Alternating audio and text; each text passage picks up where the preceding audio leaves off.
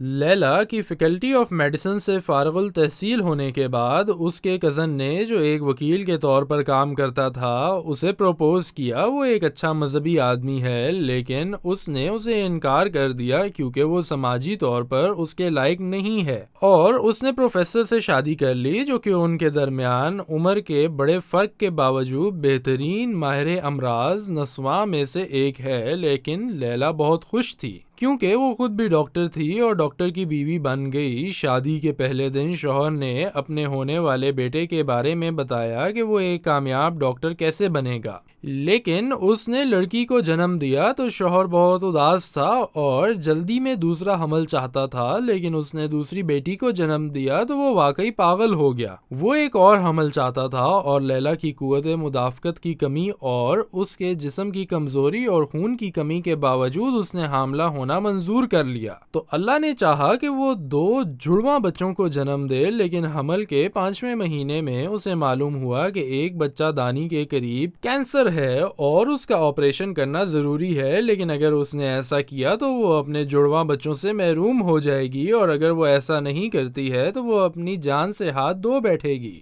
لیکن حیران کن بات یہ تھی کہ شوہر نے جڑواں بیٹوں کو دیکھنے کی خاطر بیوی کو قربان کرنے کا فیصلہ کر لیا، اور رپورٹس جن سے ثابت ہوا کہ اگر لیلا حمل کو 9 مہینے تک برقرار رکھتی ہے تو وہ مر جائے گی، لیکن اس کے شوہر نے اسے یقین دلایا کہ وہ نہیں مرے گی اور وہ کینسر کو دور کرنے کے لیے اسقاط حمل کرائے گا۔ اس لیے وہ بغیر بتائے اپنے کام کی جگہ پر اس کو لے گیا۔ اس نے اسے حمل کے 7ویں مہینے تک بند رکھا تھا اور اس کی حالت خراب ہوتی جا رہی تھی اور کینسر بڑھتا جا رہا تھا، اس لیے اس نے اپنے گھر والوں کو فون کیا کہ وہ آ کر اس کو چھڑائیں، تو اس کے گھر والے آئے اور زور زبردستی اس کو لے گئے۔ پھر ایک اچھی ڈاکٹر کے پاس اس کو لے کر گئے جس نے دریافت کیا کہ جڑواں بچوں میں سے ایک کی موت ہو گئی ہے، اور اس نے اس کے ساتھ استحقاق حمل اور بچہ دانی نکالنے کا کام کیا۔ ان سب کے باوجود اس کا شوہر اس سے ملنے نہیں آیا، لیکن اس کی ساکھ خراب کرنے کے لیے اسے میڈیکل چیمبر سے نکالنے کی کوشش کی۔ پھر اس نے اپنی بیٹیوں کو ان کی ماں کے پاس چھوڑ دیا اور اسے بتایا کہ وہ خود کو یہ سمجھتا ہے کہ اس کی کبھی اولاد نہیں ہوئی۔ پھر اس نے اسے طلاق دے دی تو اسے اس قدر افسوس ہوا کہ اس نے سیرت پر ظاہری صورت کو ترجیح دی۔ جب اس کے وکیل کزن نے اس کی بہن کو پرپوز کیا، اس نے اسے قبول کرنے کا مشورہ دیا اور اس سے کہا کسی ڈاکٹر، انجینئر، سائنسدان یا میری طرح امیر کی تلاش نہ کرو،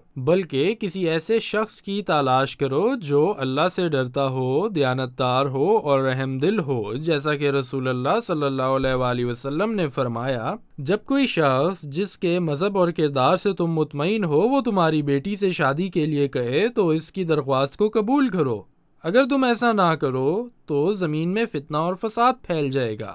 وما أصابكم من مصيبة فبما كسبت أيديكم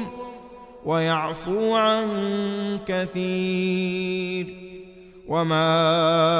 أنتم بمعجزين في الأرض وما لكم من دون